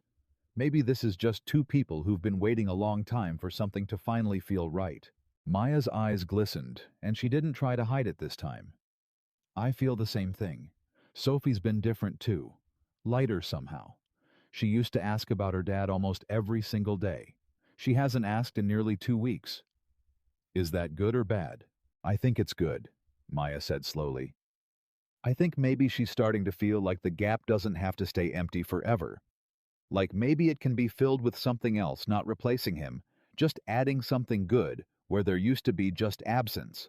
They watched the girls a while longer, both lost in their own private contemplation of how quickly and unexpectedly their carefully guarded lives had begun shifting toward each other, until Sophie came running back to the bench, breathless and flushed from play. Mom, can Lily come to my birthday party next month? It's a princess theme, but she can be a dragon if she wants, since dragons are cooler anyway. Maya glanced at Grant, a silent question passing between them. This is moving faster than we planned. Are we ready for this? And Grant gave the smallest nod and unspoken agreement that felt in that small gesture like a much larger commitment than either of them had explicitly stated. I think that sounds wonderful, Maya said. We'll have to check with Lily's dad about the schedule, but I don't see why not. Yes. Sophie pumped her fist in the air with theatrical triumph and ran back toward Lily to deliver the news, the two girls erupting into excited shrieking that drew amused glances from other parents scattered around the playground. A birthday party, Grant said half to himself. That feels significant. It is significant, Maya said. I haven't invited anyone outside Sophie's daycare friends to a birthday party in years, not since Marcus left. I stopped really building community around her, I think, because it always felt safer to keep our circle small and controllable. She looked at Grant, something vulnerable crossing her face. Inviting you both feels like opening a door I've kept closed for a long time. I'm honored, Grant said simply, and a little terrified if I'm honest. Princess-themed birthday parties are not exactly my area of operational expertise. You'll survive, Maya said, laughing. I have full confidence in your tactical adaptability, Commander. Over the following weeks, the relationship deepened in ways that surprised both of them with their speed and their stability, simultaneously a contradiction that should have felt impossible, but somehow didn't. The girls began having regular playdates, first supervised closely by both parents, then gradually with more independence as trust built between all four of them. Lily started referring to Sophie as my best friend. Within 2 weeks of meeting her, an attachment that formed with the swift, uncomplicated intensity only childhood friendships seemed to manage.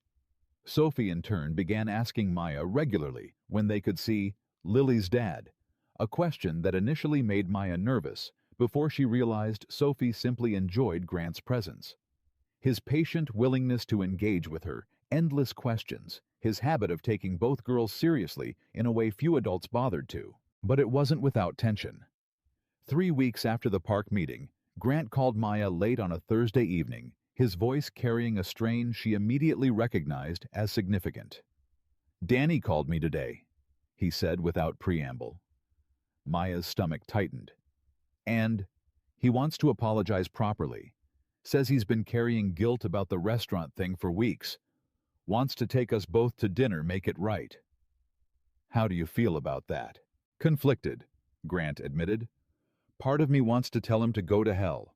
Part of me remembers 15 years of friendship that existed before that one terrible night and wonders if people deserve a chance to make genuine amends. What do you want to do? I don't know. That's actually why I'm calling. I wanted to ask how you'd feel about it, You're the one he humiliated. I'm not making this decision without your input." Maya considered the question seriously, remembering the sharp public sting of Danny's joke, the particular cruelty of being mocked for surviving abandonment. But she also remembered Grant's fury that night, his immediate unwavering defense of her, the way he'd stood up without hesitation against someone who'd been his friend for over a decade. "I think," she said slowly, "that if he's genuinely sorry and not just trying to smooth things over because he misses his friend, then maybe there's room for that. But I won't sit through another dinner pretending everything's fine if he's not actually sorry. I need to see real accountability, not just a performance of it." "That's fair," Grant said. "I'll tell him those terms. If he can't meet them, I'm done with the friendship. I should have been done with it the moment he made that joke, honestly. I've just been avoiding the larger conversation about what kind of people I want around Lily."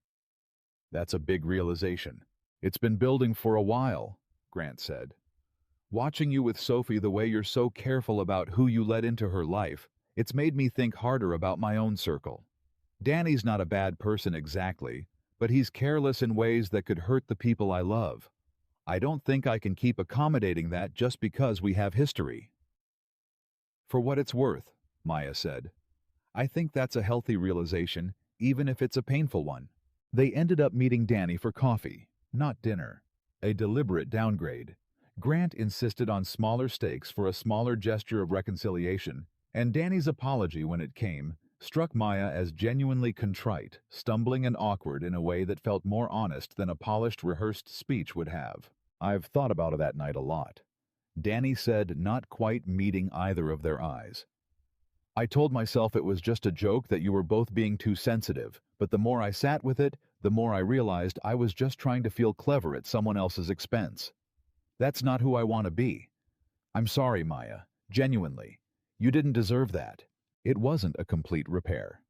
Some trust once broken doesn't fully restore, but it was enough for Grant to maintain a careful, more boundaried version of the friendship, and enough for Maya to extend a measured grace she hadn't necessarily expected to offer. By the time Sophie's birthday party arrived 6 weeks into what had unmistakably become a serious relationship, the families had settled into a rhythm that felt to both Grant and Maya's quiet astonishment almost natural. Grant attended the princess-themed party in full good-natured participation, allowing both girls to apply a tiara and a cape to his uniform-trained posture, laughing harder than he had in 18 months, as Sophie directed an elaborate game involving dragon rescues and princess diplomacy that somehow required him to play 3 different characters simultaneously. Maya watched him from across the backyard, surrounded by a small gathering of Sophie's daycare friends and their parents, and felt something settle in her chest that she hadn't expected to feel again. Not just attraction, not just the relief of companionship, but something closer to certainty. This man kneeling in the grass in a paper crown, fully present and unembarrassed, playing along with her daughter's elaborate fantasy with genuine enthusiasm rather than the strained patience most men managed when fatherhood wasn't required of them. This felt like something she could trust. "You're staring," Denise said, appearing at her elbow with a knowing smile, having been invited to the party as Maya's oldest friend, despite her complicated role in orchestrating the original disastrous dinner. "I'm allowed to stare," Maya said. "Look at him." "I told you he was different," Denise said. "Even with the disastrous setup, I told you." "You also nearly destroyed any chance of this happening with that disastrous setup," Maya pointed out. "In my defense, I had no idea Danny would be that big of an idiot. I take partial credit for the good outcome and zero responsibility for the terrible evening that preceded it." Maya laughed, watching as Lily ran over to involve Grant in some new development in the dragon narrative. Sophie closed behind both girls' faces, lit with the particular joy of children fully absorbed in imaginative play with an adult who refused to phone it in. "I think I love him?" Maya said, the admission slipping out before she'd fully decided to voice it. Denise's eyebrows rose. "You think or you know?" "I know," Maya admitted. "I've known for a couple weeks now. I just hadn't said it out loud yet. Not even to myself, really." "Have you told him?" "Not yet. I'm scared. 6 weeks feels fast, even though it doesn't feel fast at all when I'm actually with him. Time's relative, Denise said. You two have basically lived 3 months of normal dating in 6 weeks, given how much you talk, how much you've shared. I don't think the calendar matters as much as you think it does. Later that evening, after the party had wound down and the last guests had departed, Grant lingered while Maya cleaned up the two of them, moving through the familiar choreography of shared domestic tasks that had become increasingly natural between them. Grant gathering trash bags while Maya wiped down tables. Both of them occasionally pausing to watch Sophie, exhausted and happy, sprawled on the living room couch, in a sugar crash sleep, still wearing her birthday tiara. She had a good day, Grant said, nodding toward the sleeping child. The best day, Maya agreed. Thank you for being so wonderful with her. I know princess parties aren't exactly natural territory for a Navy commander. I had more fun than I have in years, honestly, Grant said. There's something about full commitment to a 6-year-old's imagination that's genuinely therapeutic. No politics, no complicated agendas, just dragons and rescue missions, and the very serious business of saving imaginary kingdoms. You're good at this, Maya said quietly. Better than good. You're a natural with her and with Lily. I don't think you give yourself enough credit for how good a father you actually are. I worry constantly that I'm getting it wrong, Grant admitted. That worry is exactly why you're getting it right, Maya said. The fathers who don't worry, who assume they've got it figured out, those are the ones I'd be concerned about. Grant set down the trash bag he'd been holding and turned to face her, fully something serious settling into his expression. Can I tell you something? Always. I love you. He said the words arriving with the same deliberate, careful weight he brought to every significant decision in his life. No hesitation once he'd committed to the statement. I've known for about 2 weeks now. I kept waiting for the right moment, kept overthinking the timing, but watching you today, watching how good you are with both girls, how patient, how present, I didn't want to wait anymore. Maya's breath caught tears immediately springing to her eyes. I love you too, she said. I told Denise the exact same thing earlier today, actually. I've been sitting on it for almost as long as you have. Why didn't you say something? Same reason you didn't, probably. Scared of the timeline, scared of moving too fast for two people who both have every reason to be careful. Maybe we're past the point of needing to be careful, Grant said softly, reaching for her hand. Maybe we've both done enough careful waiting in our lives. Maybe it's time to just trust this. I want to, Maya said. I really want to. But Grant, there's something I need you to understand. If we're doing this, if we're really building towards something permanent, there's no room for half measures here. Sophie's been hurt by half measures her entire life. I won't put her through a relationship that doesn't end in real lasting commitment. I understand that completely, Grant said. I'm not interested in half measures either. I told you that the very first week, and nothing about that has changed. If anything, watching you with Lily today, watching Sophie and Lily together, it's made me more certain, not less. They stood together in Maya's quiet living room, Sophie sleeping peacefully nearby, the weight of mutual declaration settling between them like something solid and real, something neither of them was prepared to let go of easily. I want you to meet Lily properly, Grant said. Not just playground encounters and birthday parties. I want you in our home. I want her to see what it looks like when I'm actually happy instead of just functioning. I'd like that, Maya said. And I want you in our home too. Properly. Not just dropping the girls off, but actually being part of our daily life. Then let's do that, Grant said. Let's stop being careful about the timeline and start actually building this. It was neither of them realized fully in the moment the beginning of something that would test exactly how prepared they both were for the question. Waiting just around the corner.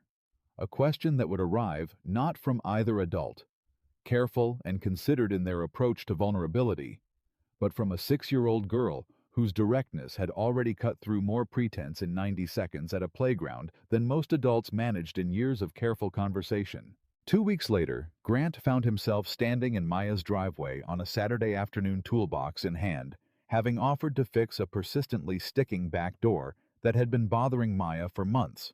The kind of small domestic favor that felt to both of them like a meaningful step toward the deeper integration they'd agreed to pursue. Sophie trailed behind him as he worked, watching with the close evaluating attention she'd been directing at him more frequently in recent weeks, her questions growing increasingly pointed, increasingly aimed at something neither Grant nor Maya had fully anticipated needing to answer yet. "Why are you fixing our door?" Sophie asked, perched on the porch steps, chin resting on her knees. "Because it's broken and I'm good at fixing things," Grant said, adjusting the hinge with practiced hands. "Also because I like helping your mom out when I can." "Daddy used to fix things too," Sophie said, "before he left. Mommy says he was good with his hands like you." Grant's hands stilled briefly on the hinge, aware of the weight settling into the conversation, aware that Sophie was building toward something with the same patient, deliberate construction she brought to her elaborate playground narratives. "Is that right?" he said, carefully neutral, giving her space to continue without pushing. "Yeah. But then he left and Mommy had to learn how to fix things herself. She's actually pretty good at it now. But sometimes things break that she can't fix alone." "That happens to everyone," Grant said. "Even people who are good at fixing things." Sophie was quiet for a long moment, watching him work her small face uncharacteristically, still processing something with visible effort. "Mr. Grant." "Yeah, Sophie." The question that followed would arrive with the same unflinching, devastating directness that had characterized every significant moment of honesty in this entire unlikely story. A question neither adult had fully prepared themselves to answer, despite weeks of careful conversation, despite mutual declarations of love, despite all the deliberate, methodical steps they'd taken toward building something real. But that question, and the answer it demanded, belonged to a moment that hadn't quite arrived yet. A few seconds suspended in the warm afternoon air.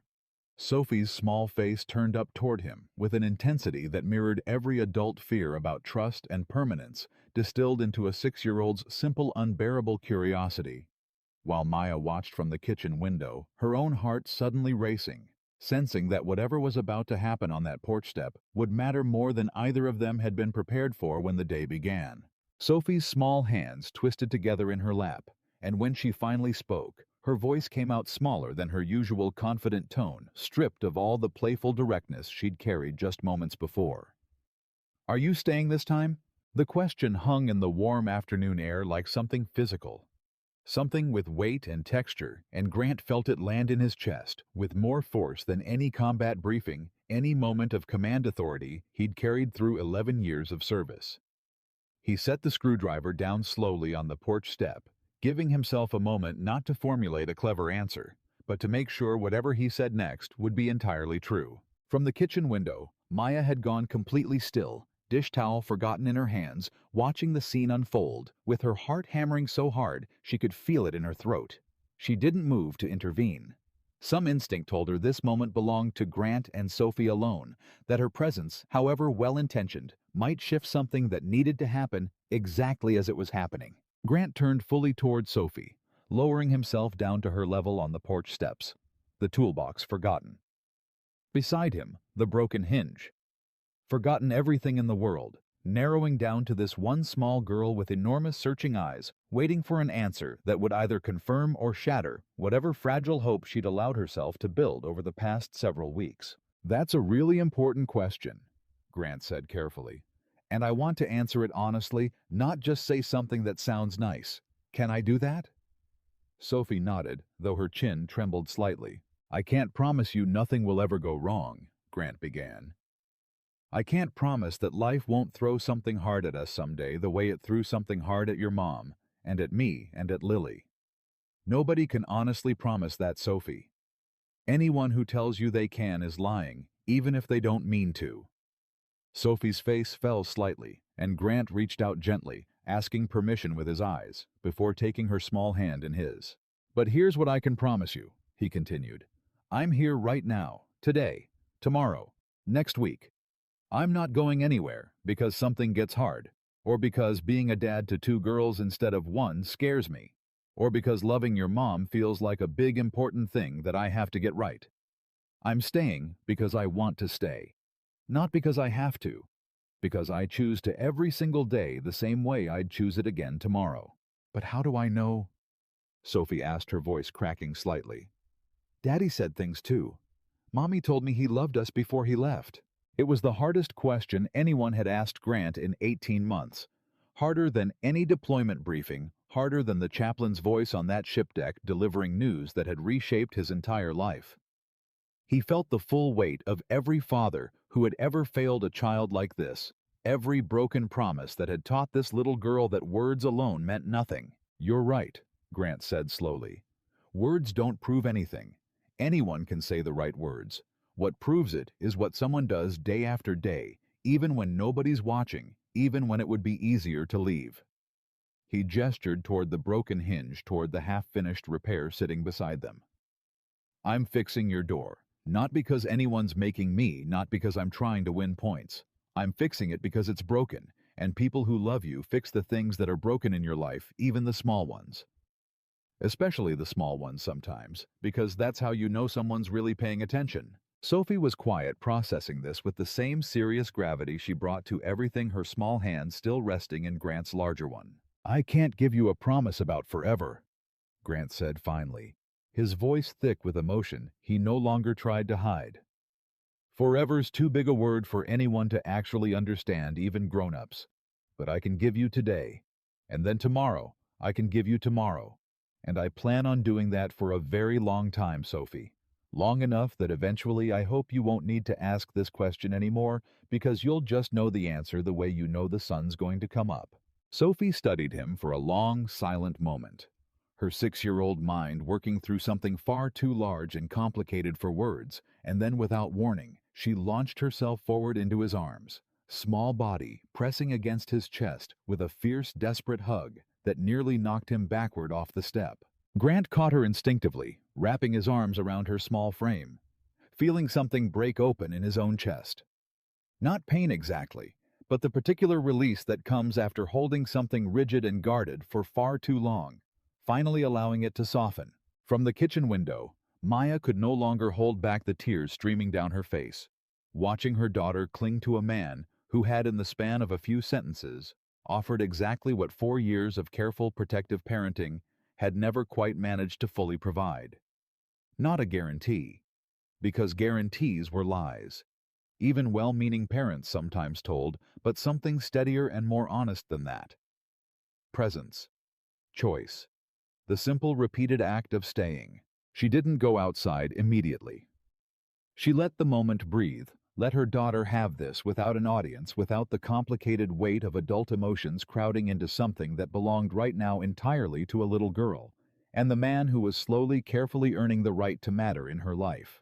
When Sophie finally pulled back, wiping her face with the back of her hand, in the unself-conscious way children do, she looked at Grant with something new in her expression. Not quite trust. Not yet. Trust like that takes longer than a single conversation to build, but something adjacent to it. Something hopeful and tentative and real. Okay, she said simply. I believe you. For today. That's all I'm asking, Grant said, his voice rough. Just today. We'll figure out tomorrow. That's all. That evening, after Sophie had gone to bed exhausted from the emotional weight of the day, in the particular way children become tired after processing something significant, Maya and Grant sat together on her back porch, the fixed door finally swinging smoothly on its hinges beside them, the cool evening air settling around them with the particular stillness that follows something important. I watched the whole thing, Maya admitted. From the kitchen window. I'm sorry I should have given you privacy, but I couldn't look away. I don't mind that you watched, Grant said. I think some part of me wanted you to. Wanted you to see exactly what I meant when I told you I wasn't interested in half measures. What you said to her, Maya continued, her voice catching slightly. About staying not because you have to, but because you choose to every single day. I don't think anyone's ever said anything like that to her before. Not even close. I meant every word, Grant said. I've been thinking about it for weeks, honestly, about what I'd say if she ever asked me that exact question. I knew it was coming. Kids like Sophie. Kids who've experienced abandonment that young, they need to test the people in their lives. They need to ask the hard question out loud, because the alternative is just silently waiting for the inevitable disappointment. How did you know that about kids who've been abandoned? I didn't, not specifically, Grant admitted. But I know Lily. I know how she tests me sometimes in smaller ways, checking to see if I'm really paying attention, really present, or just going through the motions. Kids who've experienced loss develop a kind of radar for authenticity. They can smell empty promises from a mile away. Maya leaned her head against his shoulder, the gesture entirely natural now, after weeks of careful, deliberate intimacy building between them. I love you, she said quietly. I don't think I've said it enough given how much I actually feel it. But watching you with her today, I don't think I've ever loved anyone the way I love you right now. I love you too, Grant said. And I love Sophie. I want you to know that's not separate from loving you. It's part of the same thing now. I can't imagine loving you without loving her too. What about Lily? Maya asked. How does she feel about all this? We've been so focused on Sophie today, I almost forgot to ask. She adores Sophie, Grant said. Genuinely, completely adores her.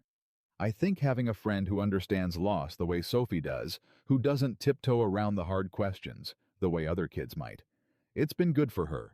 She's talked more about Rachel in the past 6 weeks than she has in the past year, actually.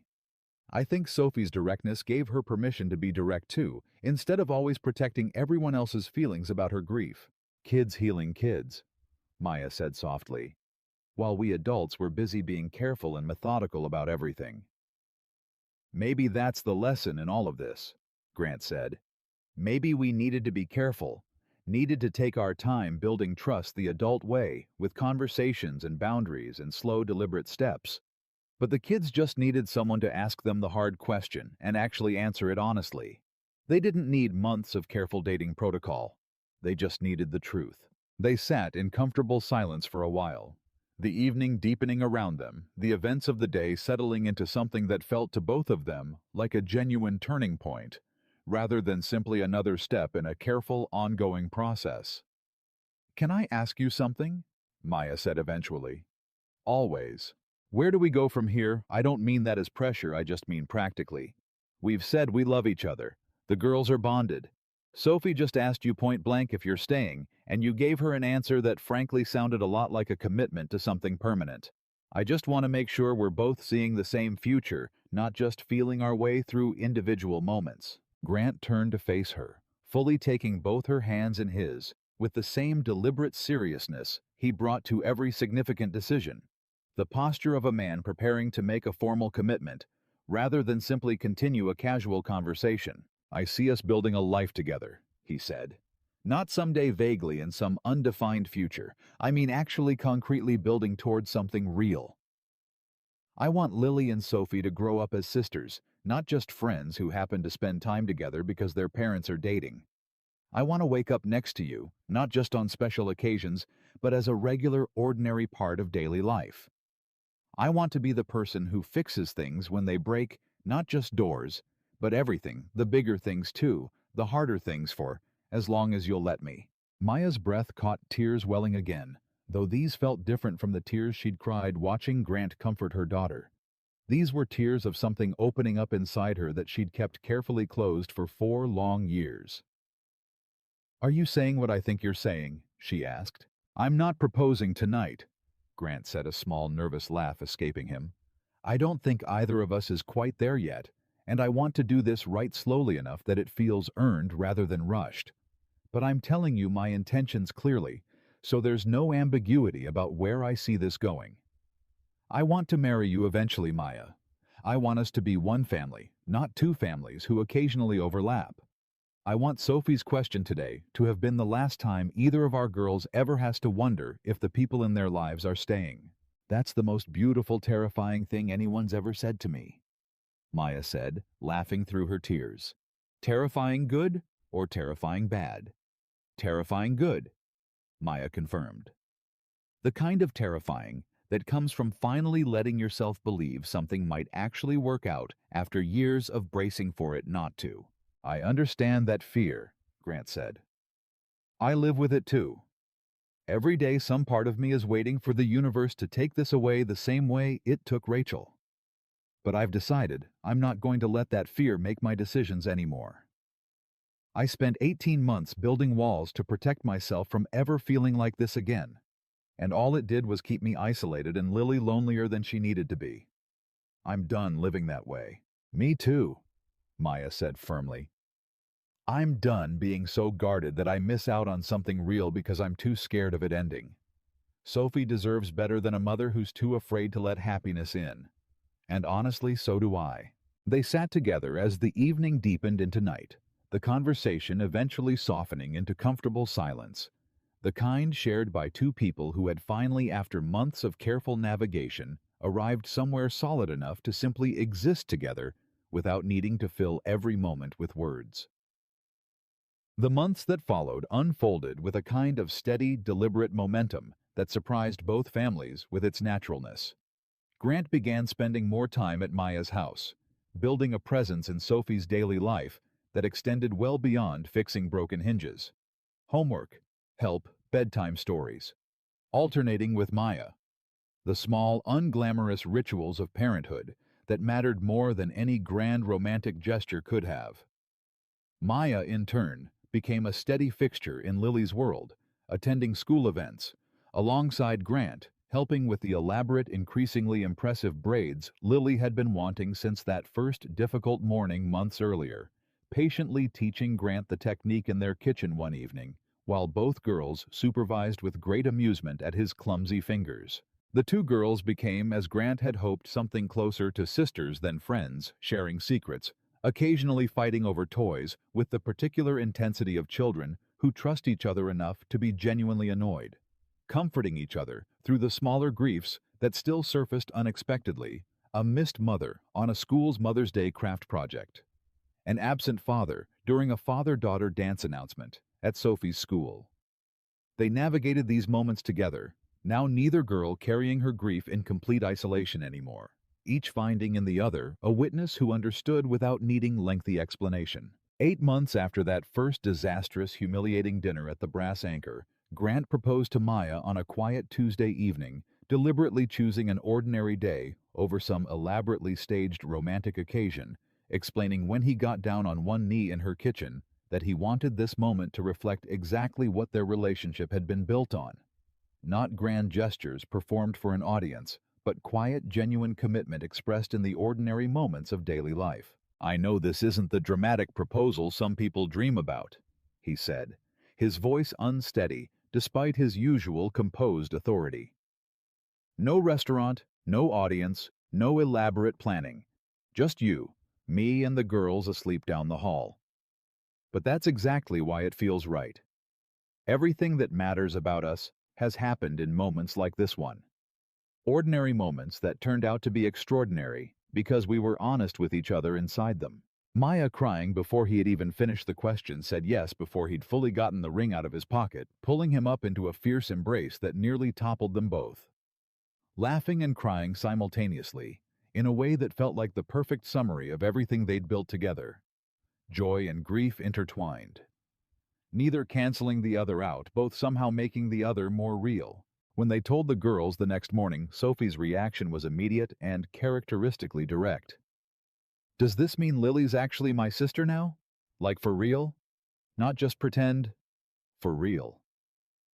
Maya confirmed, watching both girls' faces light up with identical expressions of pure, uncomplicated joy.